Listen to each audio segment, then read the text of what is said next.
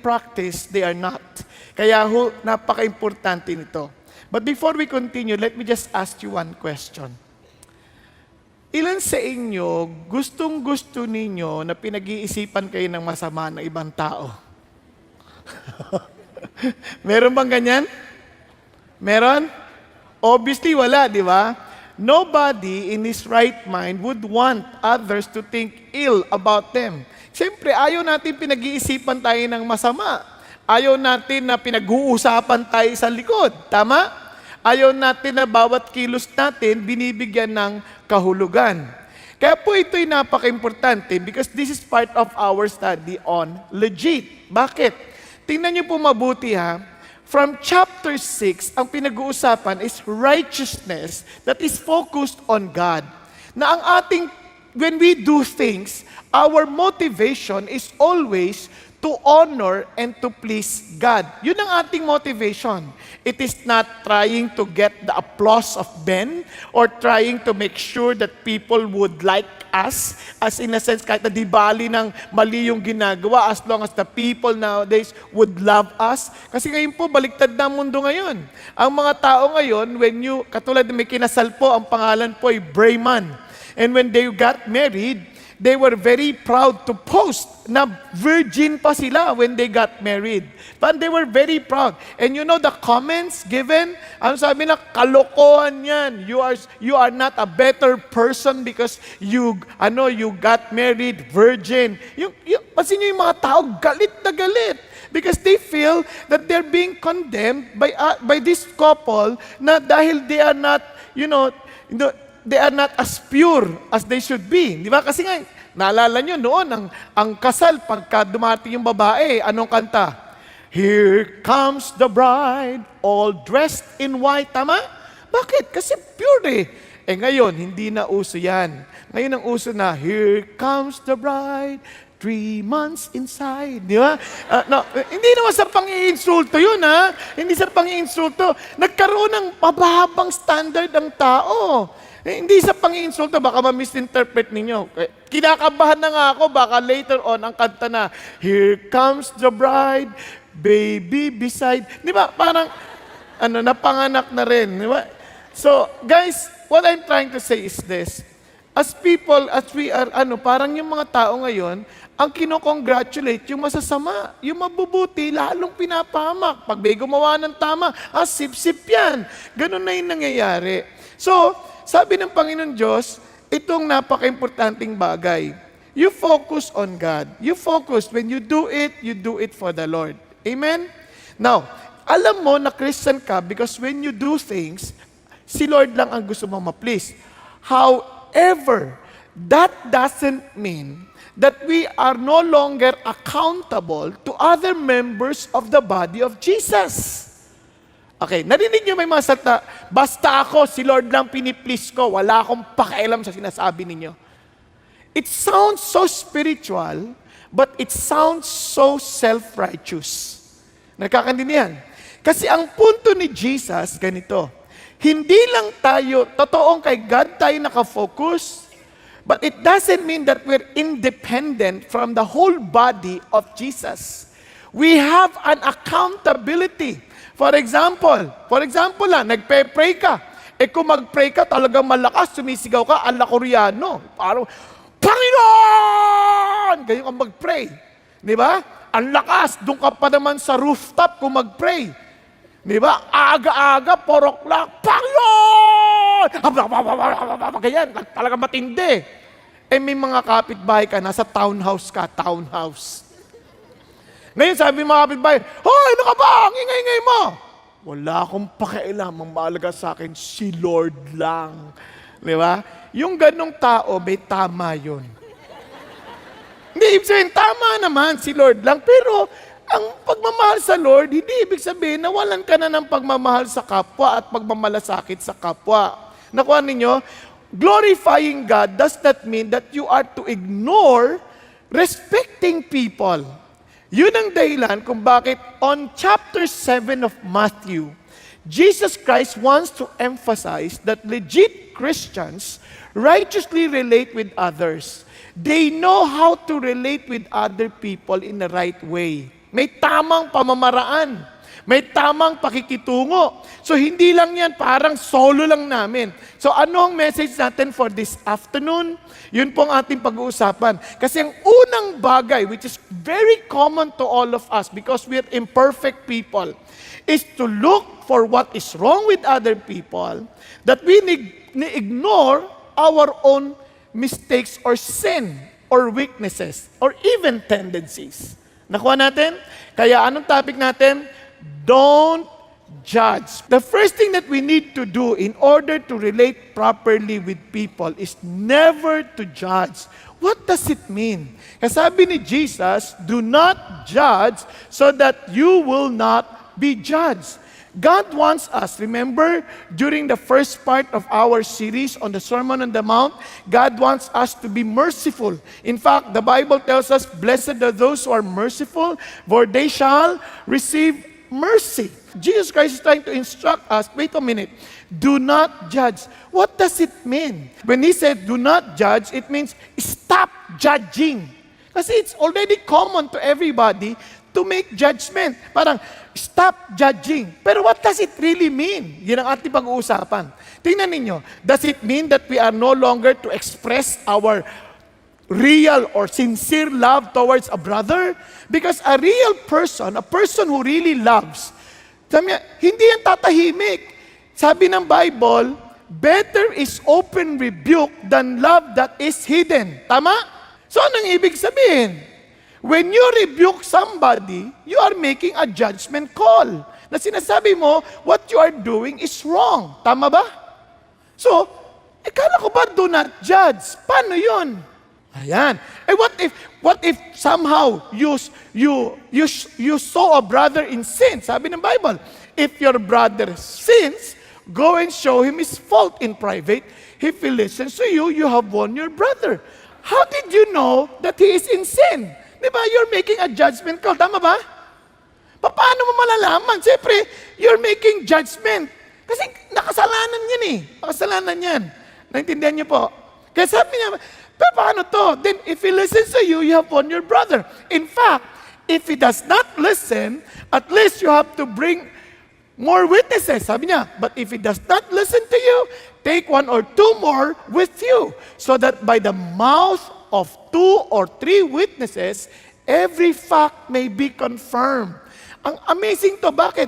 Sabi ng Lord, parang it's something like this. Sabi niya, before you believe someone, you need, of course, to confirm it. Parang ganito yan. Kasi minsan, pag may nagkwento sa atin, alam mo, ganito ginawa niya, parang tama na agad eh.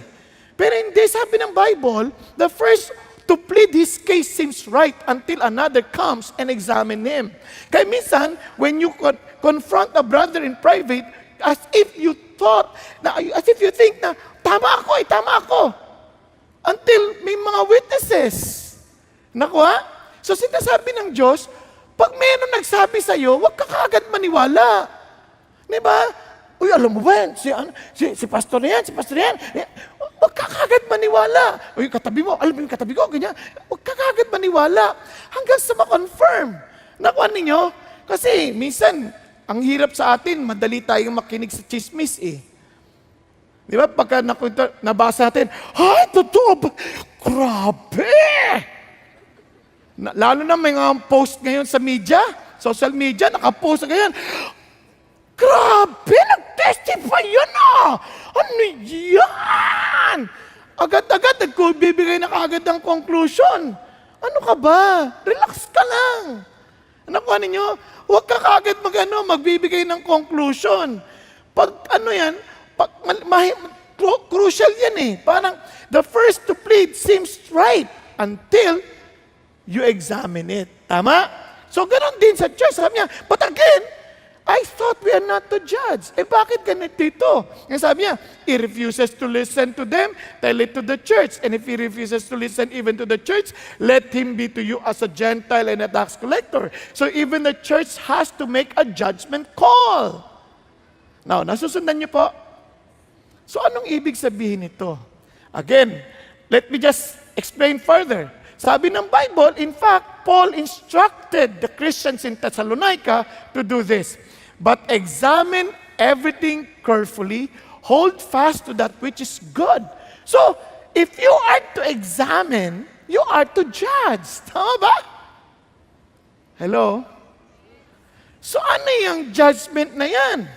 O, isa pa, para lalong lituhin ko pa kayo. Beware of the false prophets who come to you in sheep's clothing, but inwardly are ravenous wolves. Paano malalaman that this is a false prophet? You have to make judgment. So what the Lord is telling us is this: we are called to love.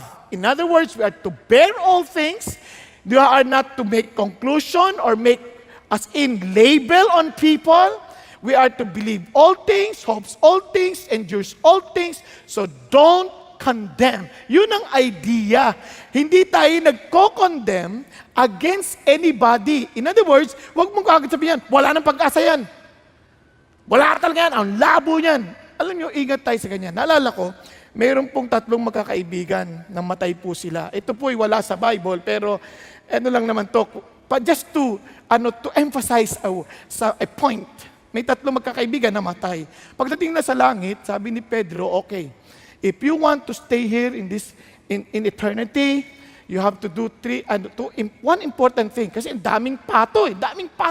Alam niya, para ma-enjoy mo, kapag ka naapakan mo yung pato, bibigyan kita bilang kaparusahan ng pangit na asawa. Hindi yung talta niya talagang pangit na asawa.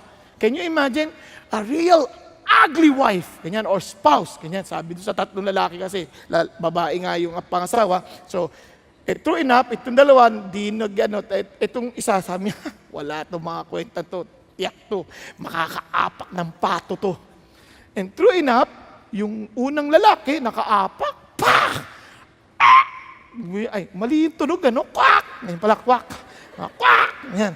Sabi niya, biglang, naging pangit na babae talaga. Sabi niya, ayan ang mapapangasawa mo. That would be your punishment for the rest of your life, for the rest of eternity. Kalungkot niya. O di, mamaya naman, isa na naman. Kwak! Nakapang ang pangit na naman. Sabi niya, grabe. Itong isa, mga pangit kasi kayo, yan ang napalaan ninyo. Sabi niya gano'n. Hindi kayo maingat, kaya bagay lang sa inyo yan. Kasi mga pangit kayo. Ganun ba naman siya? Ingat na ingat siya, lakad. Ingat na ingat. Talaga, naka-1 taon, di nakaapak. 1 taon na, 1 year had passed. He did not step on any duck. Ito na. Biglang, sabi ni Peter, sabi niya, because you're so careful, I will reward you with a beautiful wife. Biglang lumabas yung babae. Ganda! Grabe! Wow! Ganda! Sobrang ganda! Tuwang-tuwa siya. Tapos, naglakad sila, usap sila. Ano bang nangyari sa'yo? Paano ka napunta rito? Ewan ko ba? Nakaapak ako ng pato. Ayan. Nakuha nyo? Ang tagal, no? Ang tagal, di ba? Hindi ko kayo i-judge. Minsan, mapang-insultong, papangit ko kasi, di ba? Yung pala, biglang nakaapak yung babae ng pato, at yun. Ang tagal, no? Grabe. Ang tagal mag-register. Okay. So, now you got the point. Minsan, it's so easy for us to make judgment. It's so easy for us to insult. It's so easy for us to find fault. Yun ang sinasabi ng Diyos. Kaya ingat kayo, kaya sabi ng Bible, look at this.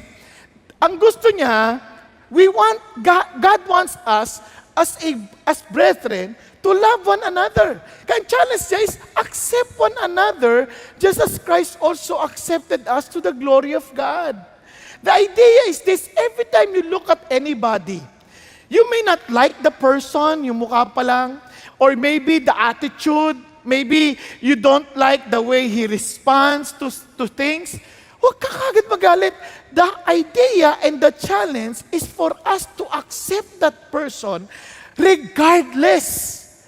Nakuha ninyo? Just as Christ accepts us. Okay ba yun? Ano sabi ng Diyos? Learn to accept one another. Tingnan mo yung katabi mo. Accept one another. Pag-sabi sa katabi mo, accept one another. Especially in the body of Christ. Napansin niyo po ba, the Lord commanded us to love our brothers? Alam niyo kung bakit importante yan? Because hindi sinabi, love your friends or love your friends. Bakit? Unang-una, a brother, you have no choice. Sino dito? Siyempre, maliban, ampon ha? Pero sa natural sense, ang brother, hindi mo pinipili. Hindi mo pwede sabihin, pag nanganak yung nanay, ang gusto kong kapatid, yung muka, ganito, ganito. Paglabas niya, wala kang choice. Yan yung kapatid mo. Yung ugali, ganyan. So, sabi ng Lord, mahalin mo yan. Ganon din sa Christian life. Hindi mo pwede sabihin, ba't naging Christian ito? Di ba? Ba't naging Christian ito? Ang labo naman. Dapat hindi ito naging Christian. Sa lahat na, yan, mapapansin nyo, some of us, we don't want to join a D group because we feel mababait pa yung mga kaibigan ko kaysa dyan sa mga ka-D group na yan. That's judgment. Kasi sometimes we think that these Christians, I hate these people. They're so hypocrites. Di ba? Kaya sabi nga nung isa, alam mo, ayoko umattend dyan eh. Mga hipokrito yan eh. Kasi sabi ko nga, lalo kang umattend. Kailangan namin ng isang hindi hipokrito to teach us not how to be hypocrites. Di ba? Meron pa nga isang lalaki. Sabi nung Bible study leader, pare, attend ka sa amin. Yung asawa mo nag-attend na. Yung asawa mo nakakatuwa. Hindi na nagmumura. The first time she attended, mura ng mura. Ngayon, hindi na siya nagmumura. Sabi gano'n, hipokrita yan, sabi nung lalaki. Sa bahay namin, mura ng mura yan. Doon sa D-group lang yan, hindi nagmumura. Kaya sabi ko tuloy, in-advise ko, sabihin mo sa kanya sa susunod ganito, ayaw mo ba nun? Attend ka na ng D-group, at least for 1.5 hours, hindi mo marinig asawa mong nagmumura. O di ba? Minsan, may label na kagad, wala nang pag-asa yan, mga hipokrito yan. Sabi ng Lord, no, kapatid mo yan. You may not like the person, kasi may kanya-kanya tayong pinanggalingan eh. We were nurtured differently, iba-iba yung ating kinalakihan, iba-ibang ugali, and we are just being transformed by the grace of God. Amen po? So ano sinasabi ng Diyos? Learn to accept one another. Just as Christ accepted you, when Jesus Christ accepted you, hindi naman babait ka eh. Wala namang tinanggap dito na dahil mabait tayo, tinanggap tayong Jesus. Sa totoo lang, yung mga Pharisees, sa sobrang bait nila, tinanggihan nila si Jesus eh. Kasi sabi na, I don't need Jesus because I can save myself. But for us, we know na dahil wala tayong qualification before God, alam natin, malabo tayo, and we admitted that the only way for us to be accepted by God is through Jesus Christ our Lord. Kaya, sabi ng Lord, do not judge. Okay? Maliwanag? Nagkakaintindihan? Tuloy tayo. Beware of being too hasty. Kapag huwag kang magmamadali, relax ka lang. Kasi, common sa atin yan, pagka nawawalan tayo, may nawalan, ang dali natin magbintang. Kunyari lang, halimbawa lang, iba sa inyo, halimbawa lang, naka-headband kayo ganyan. Biglang, saan yung headband ko? Tapos titingin ka sa katabi mo. Palagay ko, kinuha neto. Hindi mo lang naisip, kalbo nga yan eh. Ba't niya naman kukunin? Palagay ko, kinuha niya ito eh, magnanakaw to eh. Di ba parang ganyan? Agad-agad dali natin mag-isip sa ganyan. Di ba? Sa totoo lang, pag merong mabahong amoy, parang mabaho lang amoy. Ito. Nangyari na yan eh, naalala ko eh. Sa sasakyan, hindi nila alam, may baby na dumumi. Nasa diaper, pwede ang baho. Pero yung tingin, parang siya sabi niya, eto bumigay ito. Hindi man lang naisip, may baby doon. Ano ka ba? Di ba kaya nga wag naman po, alam sa masama akong ugali, ganito yan, minsan talaga sama ng tiyan ko, no ha? Di pagpasok sa elevator, merong mama, tapos may pumasok na babae, tumiming, pagsara ng pinto. bumigay yung hangin. Ganyan, no? Ngayon, ito naman, di ba, siyempre, yung babae, napaganyan. Agad-agad, ang tingin ko, tumingin ako sa mama. Alam niyo, yung action, parang siyang may kasalanan. Nakuha ninyo? Tapos siyempre, kung yung maali, hindi nag-iisip, yun ang pagbibintangan. Tapos, eto pa, paglabas, hindi nag-iingat yung mamang yan. Di ba? So, ang dali nating mag-conclude. Kung ikaw yung ang labo nito Sabi nga niya, kaya ang bilin ni Pastor Peter Kanamaga, huwag ka kagad magko-conclude, masama yan. Kunyari yun, nalilate. Huwag ka kagad magsasabi, talagang masasama ugat ito, laging late. Mga Filipino time. Di ba narinig yung lagi yan? Di ba? Wala na. Hindi. Kaya sabi ng Bible, di ka mo na-relax ka lang. Hindi mo naman alam lahat ng pangyayari. Kaya sabi rin, huwag mong din i-judge yung motive. Siguro to, napatingin lang sa'yo. Halimbawa, tinititigan ka ganyan. Tinititigan ka, sabi niya, may crush sa akin to. Tingin ng tingin. Di ba? Malay mo kaya kanya tinititigan, parang naalala niya yung lolo niya. Di ba? Hawik to sa lolo ko. Minsan nag-iisip ka agad, may crush to. Agad, di ba? O kaya, ginigipit ako nito. Siguro kaya to, sip-sip ito, ginigipit ako nito He's trying to destroy me. Huwag, relax ka lang. Sabi niya, huwag ka mag-ano, don't play God because only God is the judge of all things. Amen po? At ang challenge ng Diyos is always focus on your own personal growth. Later, I will explain. Pero ito, napakagandang suggestion ito na paalala sa Pastor Peter. Kaya nga sabi sa James 1:19, this you know, my beloved brethren, but everyone must be quick to hear, slow to speak, slow to become angry. Sometimes, kaya nga, the reason why God wants us also to experience yung bang not judging people, He wants us to be freed from too much concern. Kasi minsan, alam nyo ba, habang nagja-judge sa tao, naapektuhan ng ating performance. Naapektuhan ng ating pagtingin sa kapwa. Naapektuhan ng ating pakiramdam. Kayo ba, pagka nagkapag-isip ng masama sa kapwa, hindi kayo naapektuhan? Obviously, you are affected. And God wants you to be freed from that. Kaya sabi ng Bible, I don't want you to be quick. I don't want you to be slow to be quick in speaking or to be quick to become angry. I don't want you to become angry right away. I want you to quick to hear. Dahan-dahan lang. Alam niyo po, noon, masakit ang ulo ko lagi pag nagdadrive ako. Bakit? Kasi may kinot na naman ako. Parang, kapal, hindi habulin pa di ba?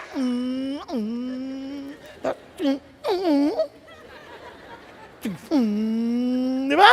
Parang, wow, ang dali-dali nating maggalit sa ganyan. Pwede, meron pong ganyan nangyari, no? Kalagagaling niya lang sa bilangguan Kagagaling na-release siya. Ito nangyari to sa Amerika, kagagaling sa bilangguan.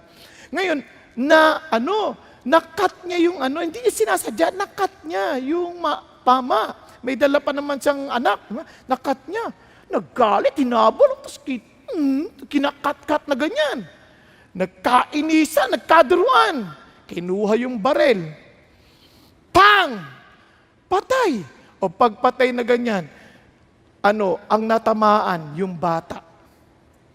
Hindi pa yung mama. Minsan hindi kasi nag-iisip kasi parang, nakat lang din naman sinasadya Meron nga isang mama agad-agad, galit siya nakahinto na yung kotse ganyan.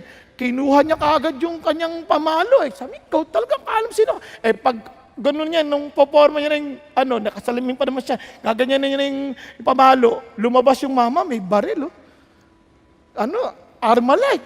Bigla sabi niya, bigla nabulag Bigla nabulag. Sabi niya, ang laking kahiyang bigla nun. Di ba? Alam niyo, ayaw ng Lord malagay tayo sa ganung kahihiyan. Di ba? Di ba? Parang, may mga siga-siga. Di ba? Sino ka ba? Pag matangkad na gano'n. Alam mo, kakilala kita. Bigla, ayaw naman, kasabi ng Lord, hinay-hinay ka lang. At pangalawa, sabi ng Bible, sabi nga, even for Paul, sabi niya, I'm conscious of nothing against myself. Yet I'm not by this acquitted, but the one who examines me It's the Lord. Paul was trying to say, listen to this. Don't ever judge anyone's motive.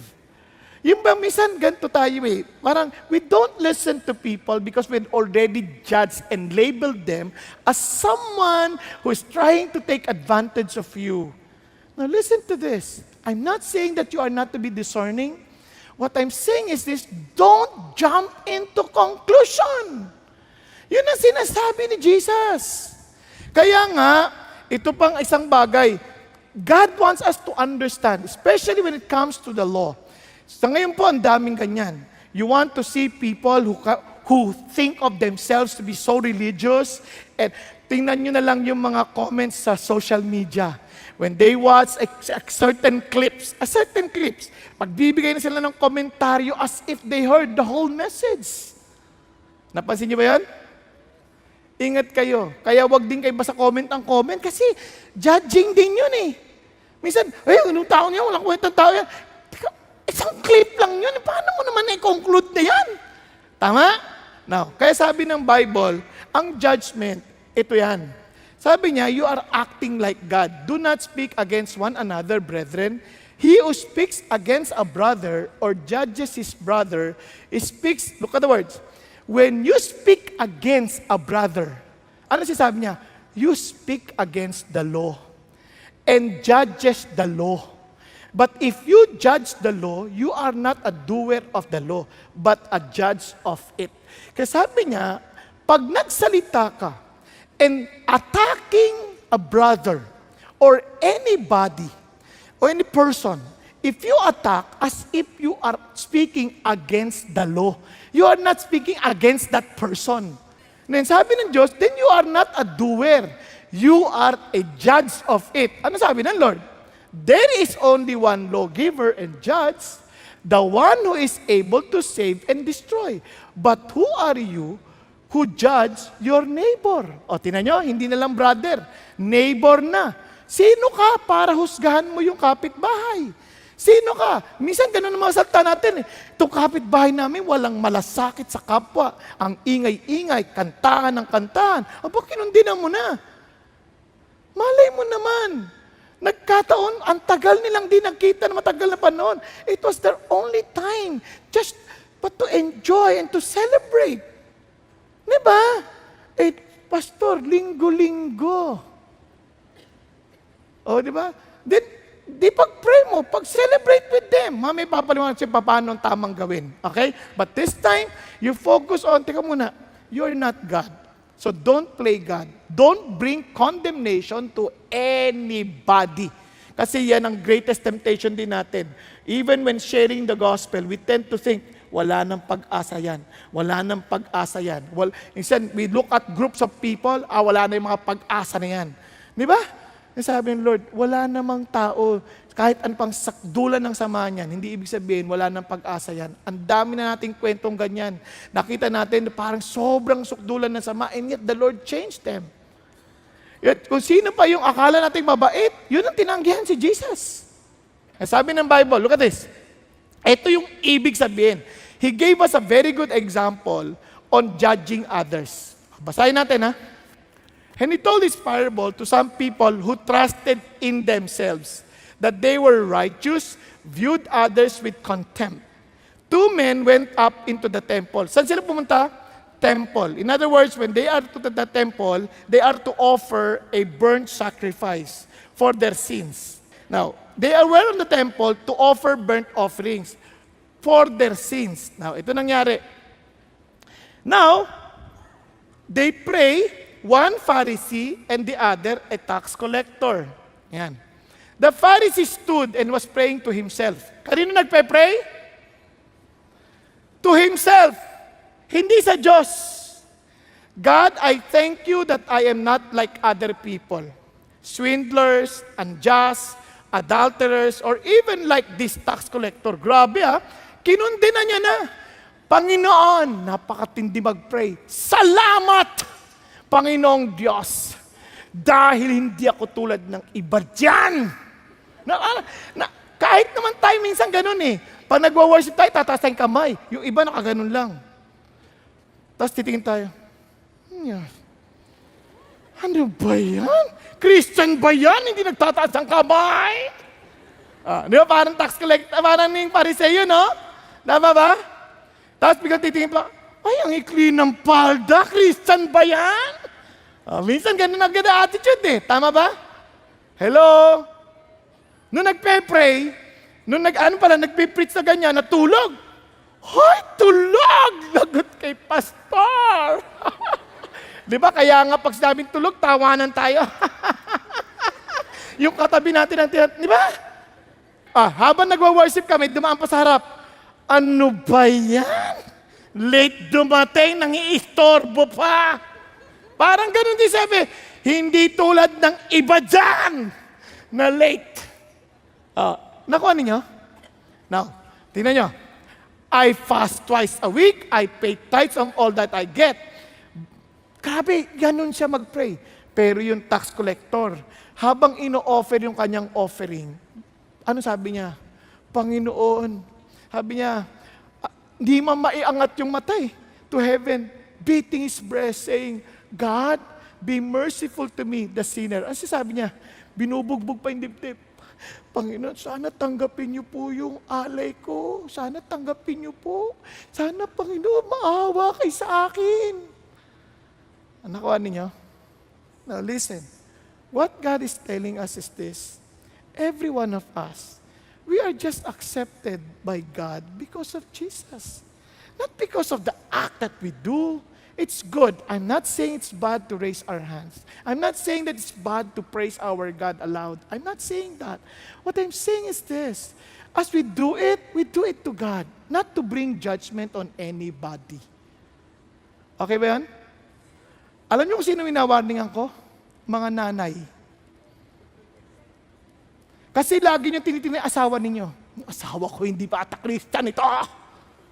O kaya yung anak ko, parang hindi pa mga pagano pa ata ito. Kung mag-worship na kaganyan lang. Hindi nagayahin ako. Di ba? Tapos nagdala pa kayo ng bisita. Dala kayo bisita. Habang nag-worship, yung ganyan, sayaw ng sayaw niya. Tapos tinitingnan niyo yung bisita niyo, ay, hindi pa nagtataas ang kamay. Ang laki problema. Ganyan, di ba? Di ba? O, ingat ka, ingat. Sabi ng Lord, huwag ganyan. Huwag ganyan. You focus on God and you care for these people. Amen? Patuloy tayo. Now, I tell you, this man went to his house justified rather than the other, for everyone who exalts himself will be humbled, but he who humbled himself will be exalted. The real humility is not in your act of raising your hands. The real humility is as you worship God, you look at people with love that comes from God. Amen? Alam niyo po ba na marami napapahamak dahil lang sa nag-iisip tayo ng masama sa kapwa? Now, naalala niyo si David, nung namatay po yung kaibigan niya, pinuntahan niya po yung anak para, pinadala niya yung kanyang representative para po magbigay ng comfort. Ito po nangyari, 2 Samuel. And the king of Ammon dies, and Hanun, his son, became king in his place. Then David said, I will show kindness to Hanun, just as his father showed kindness to me. So David sent some of his servants to console him. So anong motive ni David? Ano motive? Kalamayin yung loob. Tama? To comfort the guy. Alam niyo ba, kahit minsan ang ganda ng ginawa mo, pag-iisipan ka pa rin ng masama. Nakita niyo, minsan gagawa tayo mabuti, tapos ang isip lang agad, kaya lang naman mabait siya sa'yo, mangungutang lang din yan. Kasi di magbabayad. Di ba? So the princess of the Ammonites said to Hanun, their lord, sa palagay mo ba yan si David, iginagalang ng tatay mo? Kaya siya nagpadala dito para kalamayin ang loob mo? Yang David na yan, hindi nagpadala ng servant yan sa'yo para kalamayin ang loob mo, kundi para mag-espiya. Para tingnan niya, mag-spy dun sa lugar mo para sakupin ka niya. Ganon ba? Talagang sobra. Na ngayon, siyempre, ininsulto yung mga tao ni David. Now, being a great leader, hindi siya pumayag na iniinsulto mo yung tao ko. So, nang ginawa niya, naggalit talaga si David. So, somehow, nalaman ni Hanun yun, kaya, nag-prepare na siya for battle. Nag-hire na siya ng mga Arameans to really fight against the Israelites, which they did. And yun ang nangyari? Because of that vain imagination. Di ba minsan ganun madali tayo mag-isip sa tao Parang pag nagbanggit na ganito, palagay ko yan. Alam nyo, kaya ako alam yan, ganyan-ganyan ho ako. Kasi ang hilig ko pong magbasa, yung pang tinatawag naming reading between the lines. Ano sagot ng Diyos sa akin noon pa? Sabi niya, anak, stop doing that. And I praise God. Alam niyo, tinutulungan niya ako. Stop doing that. Bakit? If you trust a person, if you trust your brother, just take his word at its face value. Paano kung niloloko niya ako? Maloloko ka niya. Pero hindi siya makakaisa sa'yo. Bakit? Because your security is in my hands, not in your ability to discern. Now, ito ang ganda. Ito na. Alam niyo kung ilan ano nangyari? Ito resulta.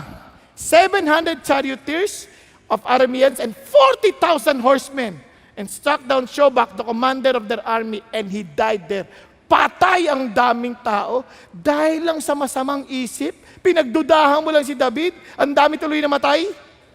Alam niyo, mas maganda yan, kahit sa mga mag-asawa. Kaysa mag-isip ka, so ngayon ang asawa ko, ba't ginagabi na naman? Ano nangyayari sa kanya? Sino kaya ka-text niyan? Sino ka-text niyan? Didiretso mo, hindi yung hinuhuli mo pa.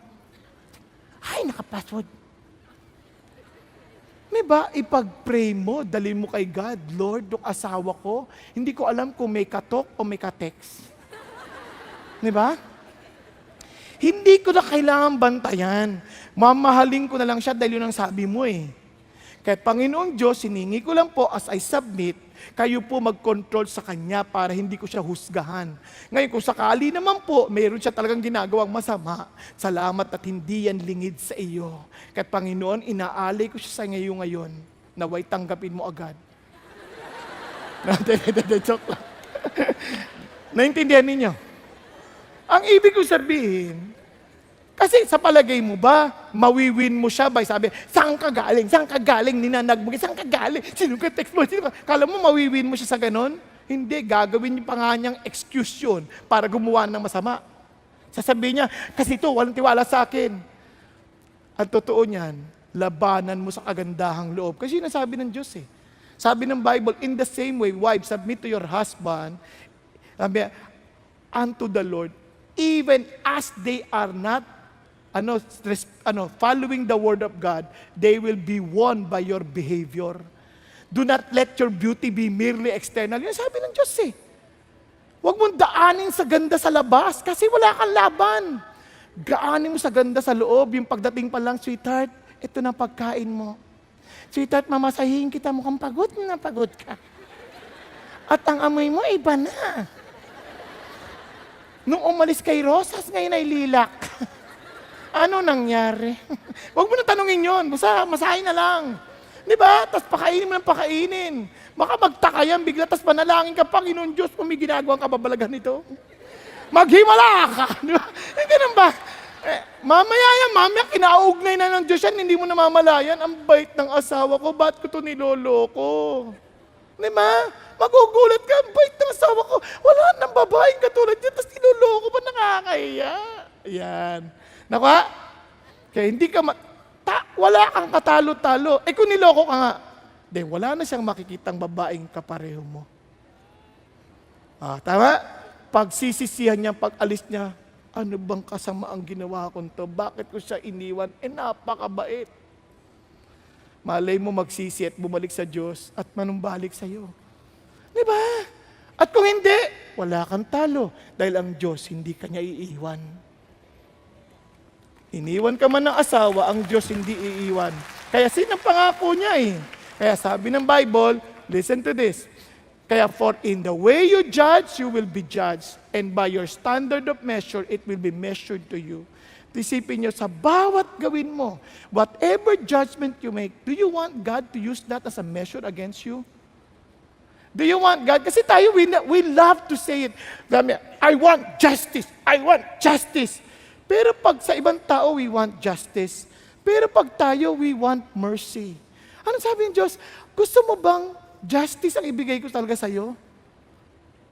At hindi mercy? Yan ang sinasabi ng Diyos Kaya sabi ng Bible, ingat ka. Now, So, how are we to behave? How are we to really, yung parang care for people, na talagang not passing judgment, but we love, we are willing to openly rebuke, we are willing to bring a judgment call to help the brother restored. Paano natin gagawin? Remember the word, MDM. Words, letters, MDM. Pakisabi nga, MDM. Itong MDM, I took this from a mobile device management. Ang ginagawa nitong program na ito is to protect the devices from being spammed or being hacked. So it's really a protection. In order for us to be protected from the attacks of the evil one, from judging people in an unrighteous way, we need to remember MDM. 3 words, maturity, say it with me, maturity, dedication, and maxim. Maxim. Ulit natin, ha? Maturity, dedication, and maxim. Yung tatlong salitang yan, ingatan ninyo. Bakit? Tingnan niyo sabi ng Bible. First of all, sabi ng Bible, I want you to be matured in handling your condition. Look at this. Why do you look at the speck that is in your brother's eye, but do not notice the log that is in your own eye? During that time, they knew exactly what it meant. Pagka sabi ni Jesus yon, kasi ganito yan. Noon, people could not just afford to buy mirrors. Yung mga salamin noon, it was a stainless kind or gold. Kaya kadalasan, mayayaman lang ang meron. So every time that these people would experience yung pong napupuwing, something, yung speck, anything, sawdust, or anything that will irritate the eye, pag napuwing yan, they need somebody to help them remove the splinter. Naunawaan po? They need someone. So it only shows that God is saying, we need each other to help each other mirror us. Yun ang sinasabi ng Diyos. Kasi for them to see themselves, they had to look at the river, hindi klaro yung reflection. So they need someone to help them remove the speck. Tama ba? Ngayon, ang problema, kaya ginamit niya ito kasi yes, you have to care for one another. Sometimes, we want to tell people what's wrong with them because we care for them. But unfortunately, we come to a point in our lives that we use that as a leverage to bring judgment on people, to condemn them, to find them. Parang talagang finding fault against them. Yun ang nangyari. Hindi na yung tatanggalin ko yung muta mo o kaya yung puwing mo, hindi na lang dahil nagmamalasakit ako sa'yo, kundi pare patunayan sa'yo, hoy, ang kapal ng mukha mo. Ganun, kinokondem mo na. Nakuha ninyo? Kasi sabi ni Lord, since this is the context of Christianity, we are in a new community where we are to help one another. Sabi ng Diyos, this time, be careful of focusing on the speck on your brother's eye without looking at your own log. Alam niyo sa Tagalog yan? Bago ka mag-focus sa buta ng iba, tingnan mo muna yung troso sa mata mo. Parang ganyan, di ba? Parang grabe mo si Jesus. Nakakita ka na ba na may taong may troso sa mata? Paano ka pa makakakita niyan? May troso. So sa madaling salita, sinasabi ni Jesus, pwede ba, be matured enough to understand first kung talagang muta yan o troso yung nakikita mo. Now, paano yung sinasabi? Tingnan mo. Or can you say to your brother, let me take the speck out of your eye and behold the log is in your own eye. And sabi niya, you hypocrite, first take the log out of your own eye and then you will see clearly to take the speck out of your brother's eye. So what he was trying to say is this. Sabi niya, unless you are practicing what you are saying, don't ever say it against your brother. Kaya yung maturity, it takes maturity to understand this. Kasi sinasabi ng Lord, ito yon. He that is spiritual, judgeth all things. Kung talagang spiritual ka, magiging tama yung pag-discern mo o pagtingin mo. Nakawa ninyo? Pag spiritual, ano ibig sabihin ng spiritual? Ibig sabihin, judge righteous judgment. Your judgment dapat righteous, tama. In other words, may basis. Hindi siya yung tipong nakita mo lang sa panlabas. Hindi. May basis ka na pag merong due process, narinig mo ng mabuti, napagtanto mo na ba, ina-analyze mo ng mabuti. Kaya may righteous judgment. Tama? At may yung motive mo dahil mahal mo yung tao. So tuloy tayo. Sabi ng Bible, paano ko sinabing mahal yung tao? Diba? Brothers, if someone is caught in a sin, you who are spiritual, ano pa niyo? Should restore him gently. Ito ang punto niya. So every time you see something wrong about a brother, ano dapat mong gawin? You are spiritual. How would you know you're spiritual? Your desire is to restore the brother. Andiyan pa ba kayo? Not to condemn. Kasi ang utak ng iba, tinan mo, ang kapal niya. Di ba grabe! Narinig ko yun eh. Nagsasata tungkol kay Jesus. Ngayon, ang sama pala ng ugali. Sa halip na kondenahin mo, find a way to help that brother be restored. Naku ha, kung nadapayan, anong kailangan mo gawin? Itayo mo. Naalala niyo po yung kwento ko sa inyo dati?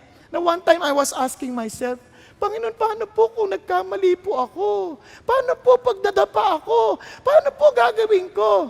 Alam niyo ang bait ng Diyos. Kasi at that time, naalala niyo bumisita si Josh McDowell? Naalala niyo pa ba yung kwento na yun? Doon, hindi ko na makalimutan yan. Alam mo, sabi ni Josh McDowell, bilang siya nagkwento sa table, sabi niya, my daughter one time came to me, approached me and said, Dad, what if I all of a sudden tell you that I'm pregnant out of wedlock? Kumbaga sa Tagalog, buntis ako. At wala pa siyang asawa. Di ba? Anong gagawin mo? O lalo na kung lumapit pa, buntis ako. Sabi natin, hoy, lalaki ka. Anong gagawin mo? Upaka mo ba agad? Hindi naman eh. Di ba? Parang sa totoo lang, nung narinig ko yun, sabi ko, kunyari anak ko lumapit, buntis ako. Yung walang boyfriend, walang asawa, tapos biglang buntis ako. Parang, Pastor, anong gagawin ko? Agad naisip ko, parang di ko alam magiging reaksyon ko. Maupakan ko ba to? Masisigawan ko ba to? Di nakikinig lang ako. Bila sabi ni Josh, alam mo anak, people will turn their back on me. The moment that happens, people will turn their back on me. Tatalikuran nila ako. They will no longer invite me as a speaker. They will no longer read my books. Diba? They will no longer listen to me. Akala niya, hindi na nila ako pakikinggan. But let me tell you this, sabi niya, but I will never turn my back on you. I will lift you up. I will carry you to the journey until I bring you home to the finish line and finish this race together. Pagkasabi niya yan, sabi ko, Panginoon Diyos, thank you. Bakit? Parang yung Diyos nagsasata ko, ito evil father knows how to give good gifts to His children, how much more your Heavenly Father who is holy, who's willing to give you the Holy Spirit. Sabi niya, anak, I will never leave you. I will never forsake you. If you fall down, I will raise you up and bring you home to the finish line. For whatever God has started, He will complete it. He will perfect it. He will surely make it sure that you will go before God blameless and holy. Yun ang ating Diyos. And that is exactly what God wants us to understand. Every time you see a brother wrong, every time you see a brother in sin, don't condemn that brother. Lift him up. Help him to cross the finish line. Kaya sabi ng Bible, carry one another's burden and fulfill the law of Christ. Yun ang ating tawag. And the people who are condemning, they are hiding something wrong about themselves because they want to cover up their immorality, to cover up their sin. They will try to focus on the sin of other people. Kaya ingat ho, kasi ang Diyos nating kilala, hindi ka iiwan. Tutulungan ka niya hanggang matapos. Amen? Kaya yun ang sinasabi ng Diyos. Kaya watch yourself or you may be tempted. Yun ang ating Panginoon. Now, kaya sabi ng Bible, who are these spiritual people? Who are these matured people? Sabi niya, solid food is for the mature, who by constant use, in other words, they keep on practicing what they learned. They fail, they rise up again. They fail, they rise up again. Until they become mature and train themselves to distinguish good from evil. How can we make a right judgment if we don't even know and we're not even trained to distinguish good from evil? Kaya tinan nyo, the moment you learn that, you will begin to speak the truth in love. Because we are to grow up in all aspects into Him who is the head, even Christ. Amen po? Now, ang sunod na word is this, dedication. Dedication. Now, listen to this. Every day, we make judgment in making a decision. Sabi ng Bible, do not give what is holy to dogs. Do not throw your pearls before swine, or they will trample them under their feet and turn and tear you to pieces. Now, look at this. Yung dogs, do not bring your holy. Pag sinabi mong dedication, you are set apart for God. Everything you own, everything about you, everything you have is dedicated to the Lord. They belong to the Lord. Tama? So, dedicated sa Diyos. Now, listen. Yung dogs, yung swine, pulitang mo natin sa swine. Yung swine, itong swine na ito, considered abominable before the Lord. Kaya hindi sila kinakain ng baboy noon. Okay? Yung dogs naman has something to do with this. Beware of the dogs. Kaya ginagamit, hindi ka pareho sa atin yan. Ang dog, parang wow, cute ng dog, di ba? Niyayakap, man's best friend. But during that time, ang dogs, hindi yan. They are considered voracious eaters. As in, kumakain sila kung ano, pag pumunta sila doon para sa mga wolf, ganyan sila.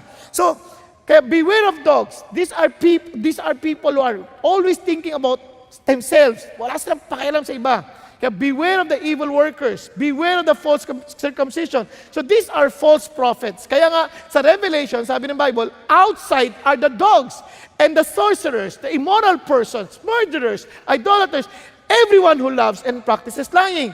So in other words, these are false prophets, false teachers. Kaya sabi ng Diyos, ingat kayo. Don't give your holy things to these dogs or your pearls, which means yung mga valuables sa iyong buhay, sa mga baboy. Ano ibig sabihin ng Diyos? Alam nyo, when we make judgment, when we support, when we do things, itong Christmas, we love helping those who are poor. We love. You need to be strategic in your giving. Bakit? Those are holy things to the Lord. Huwag kang basta bigay ng bigay. Baka kung saan lang nagagamitin yan. Kaya tinanong ako, bakit hindi kayo nagbibigay sa mga kumakatok? Gusto kong tumulong sa kanila, but sometimes it doesn't help them unless the Lord tells me, bigyan mo yan. Pero most of the time, I would rather concentrate on giving sa uplift kasi nare-reach out sila sa Diyos. Nakuha ninyo? Pag sa kanila, sinasabi nga, gulat ako, yung mga itas, nandito sila. Paano sila nakarating dito? Sino dala niyan dito? Nakuha ninyo, pinag-iisipan mo rin yan. Kasi those are holy things. Nakuha? And that's a judgment call. Meaning to say, you need to be discerning. Paano ka tutulong? I look at, ito ba, pag tinulungan ko ba to, lalapit ba to sa Diyos o sasamba ito sa maling Diyos? Kaya iningatan ko rin yun. Bakit you have to be... Sunod pa, di ba, instead of spending your time rebuking people, teaching them about the truth, tingnan mo, is this seeker or these are just looking for debates? Naintindihan? Kaya dami nakipala, kikriticize ka, depensa ka ng depensa, relax ka lang, pag-isipan mabuti. Kunyari, pag nagtanong, yan ba'y nagtatanong para alamin ang katotohanan o nagtatanong para makipag-away? Para patunayan na mas magaling sila para laban sa iyo. Nakuha ninyo? Kahit ako personally, maraming mga comments sa social media, hindi ko na binabasa yan. I don't want to waste my pearls or my precious time thinking about what they're saying. I'm more concerned on reaching people. May kung ayaw nila, hindi ko mapipilitin. Mahal sila ng Diyos. Tama? Tama ba yan? Kasi sabi ng Bible, tingnan nyo, he who corrects a scoffer gets dishonor for himself. Ano sabi? Huwag mo na i-correct yung mga mapagpula. Sabi niya, he who reproves a wicked man gets insult for himself. Huwag ka na makipagtalo. Gawin mo na lang yung mabuti, mahalin mo sila without wasting your time arguing. And sabi niya, do not reprove a scoffer or he will hate you. Reprove a wise man and he will love you. Ano napansin niyo? Sabi niya, those are precious time. Those are precious words. Those are precious valuables. Don't just give them. They belong to God. You always decide, whatever you think, evaluate, Lord, these are yours. So I pray that I will only use this for what will honor and glorify you. Okay po? Not to defend my name, not to defend myself, but always to stand for what is right and true for your glory. Yun ang ating habon. Di ba? Don't waste your time arguing. Diba? Endless arguments na wala namang kakwenta-kwenta. Kaya sabi ng Bible, listen to this. Paano gagawin mo? Hindi mo na sila papansinin? No. You pray for them. Ask, and it will be given to you. Seek, and you will find. Knock, and it will be open to you. And sabi ng Bible, for everyone who asks receives, and he who seeks finds. And to him who knocks, it will be open. Kaya alam niyo po minsan, nagagalit tayo, naiinggit tayo, naiinis tayo. Sabi ng Lord, alam niyo bakit nangyayari yan? Because you do not have, because you do not ask. Ano gagawin? Pray. So you dedicate them back to the Lord. Lord, itong tao na to, itong asawa ko, hindi ko ma-convince, lagi ako pinipilosopo. Hindi, mahalin mo lang. Just show your spouse the real Christians. Di ba? Oh, love, accept them. No, ito, i-offer mo sa Lord, Lord, ito asawa ko, na Panginoon, lagi na lang niya ako inaaway, lagi niya ako ginugulo, pero mahal na mahal ko siya, kaya I offered my spouse to you. Lord, please, tanggapin mo na agad. Teachers, di ba? Classmates, dali mo sa Diyos. Boss, dali mo sa Diyos. Yung ating Pangulo, ating mga leaders, inside, mga korap yan, walang ganon. Don't pass judgment. You don't know. You bring them to Jesus. The Lord knows. Amen? Lord, expose those who are real corrupt. O di, yari sila kay Lord. Basta you do what is right. Don't be a corrupt yourself. Minsan kasi, we keep on telling people, they're corrupt, they're corrupt. Tayo mismo, hindi rin tayo nagpaparesibo, hindi rin tayo nagre-resibo. Di ba? Ano ba yun? Corrupt din tayo. Yung iba, sa mata na, corrupt na lang, para hindi na makita. Yan. And finally, Maxim. Remember this, Maxim. Sabi niya, whenever you make that evaluation, making that judgment, sabi ng Bible, a righteous judgment, sabi niya, in everything therefore, treat people the same way you want them to treat you, for this is the law and the prophets. Sabi niya, gusto mo malaman how to treat people, that instead of condemning people, ito lang, simple lang, ilagay mo yung sarili mo sa kanila. Eh, sabi ng Bible, parang ganito yan, kung yan ay nagkasala, huwag mo siya i-condemn, isipin mo, baka naman di mo alam kung paano niya nilabanan yung kasalanan na yon. At hindi mo alam kung ano yung circumstance ang pinagdaanan niya, kaya nahulog pa rin. Di ba? Katulungan mo siya. Ngayon, kung, hirap, isipin mo na lang, paano kung ikaw nasa kanyang kalalagayan? Talaga bang tatayuan mo yon? Yan. Naka niya? Okay ba? Andiyan pa tayo? Ganun sa asawa. Minsan aawayin mo, teka, relax ka lang. Sabi ng Lord, how do you want to be treated? Kung sakali ikaw nalaglag, kung sakali ikaw nagkamali, kung ikaw sakali mayroong hindi magandang ginawa, how do you want to be treated? Do you want people to talk about you and destroy you in their conversation and treat you like a roasted pig? Di ba? Ganun ba? Siyempre ayaw natin yan, tama ba? So tulungan na lang natin. Kaya sabi ng Bible, tinasabi ng Bible, nagtatalo-talo siya sa kakainin. Iba hindi kakain. Iba bawal kumain to. Ito, pwedeng kumain to. Sabi ng Lord, who are you to judge the servant of another? To his own master he stands or falls. And he will stand for the Lord. He is able to make him stand. Tama? Sabi niya, one person regards one day above another. Another regards every day alike. Each person must be fully convinced in his own mind.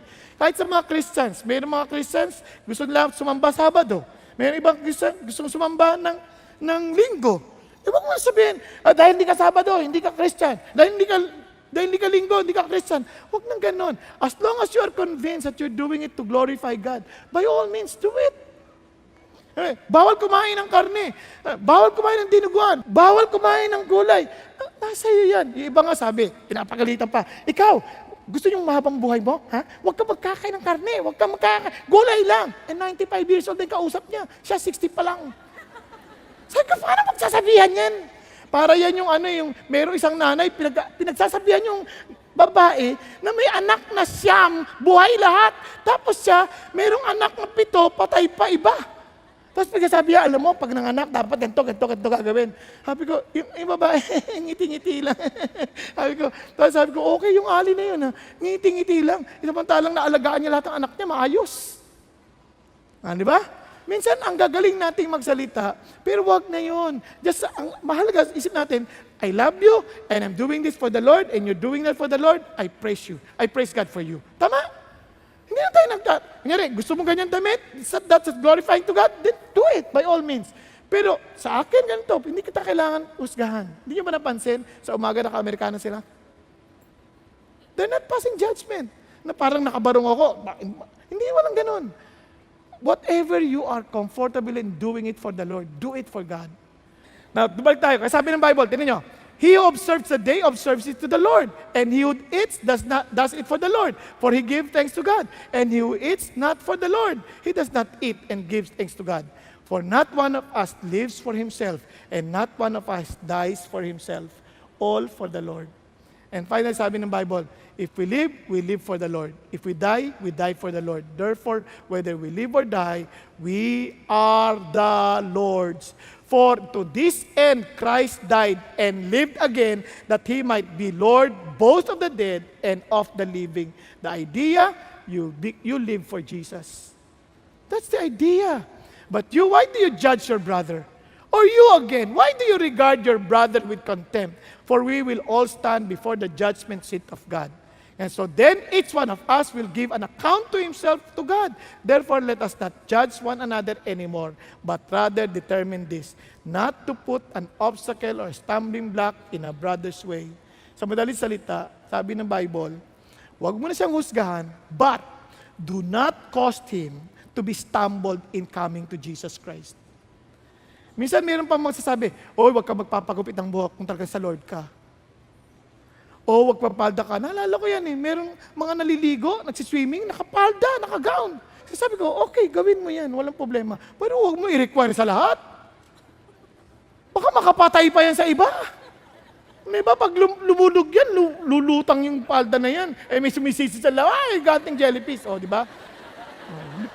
Kaya, please, basta wag ka makastumble. Just bring them to Jesus. Kaya ako, hindi ako kakain ng dinuguan dahil pa sa ibang tao, kasi ayaw nila, hindi nila ako kakain para maligtas ka, para makakinig ka pa sa akin, di ba? Ngayon, kung sa palagay mo, hindi pagkain, hindi siya makakalapit sa Diyos, sige, kain tayo. Ibig sabihin, hindi naman yung kinain ng issue eh. Ano yung lumalabas mula sa puso? Nagkakanindihan tayo, but without passing judgment. Okay? Lechon, gusto mo kumain sa Pasko? Basta iyo. Klaro na, klaro. But because why? Finally, listen to this. We will all give an account before God. And I will end.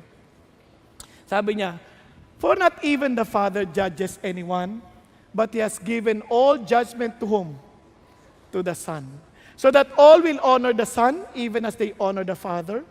He who does not honor the Son does not honor the Father who sent him. In other words, you honor Jesus as you honor the Father. Sabi ng Lord, truly, truly I say to you, he who hears my word and believes him who sent me has eternal life and does not come into judgment, but has passed out of death into life. Friends, this is our salvation. This is why we can love each other, because one day we will be together in eternity. Because we believe in Jesus, whom God has sent. And we believe in the one who sent him. That he is the only way to the Father, is only truth, and is the only life.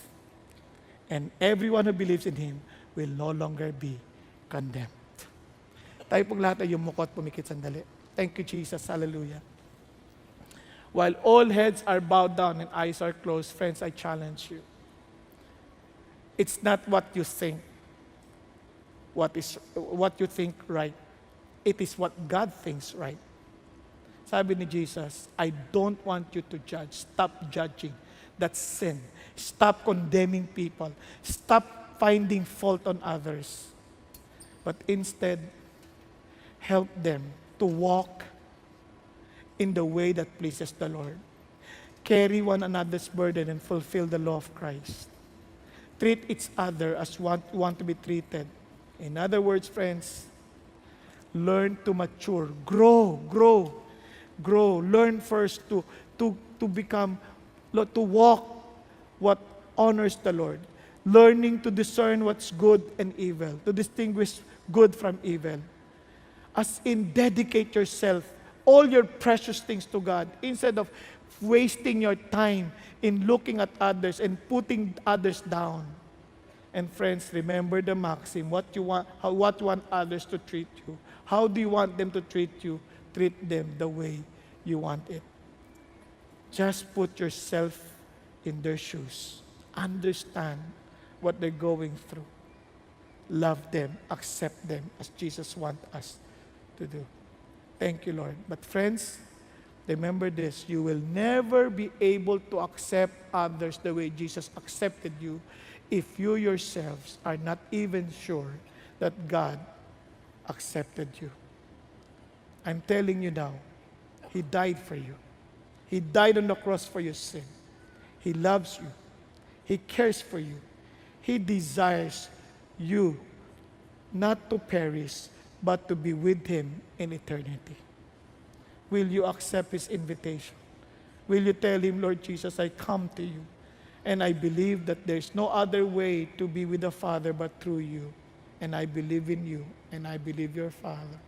Thank you, Jesus, for dying on the cross for my sin. And thank you, Jesus, that you did not just die, but you rose again from the dead after 3 days, as according to the Scripture, to save us, to give us life. Thank you, Lord. Hallelujah. Thank you, Jesus. Father in heaven, we thank you, Father God, for loving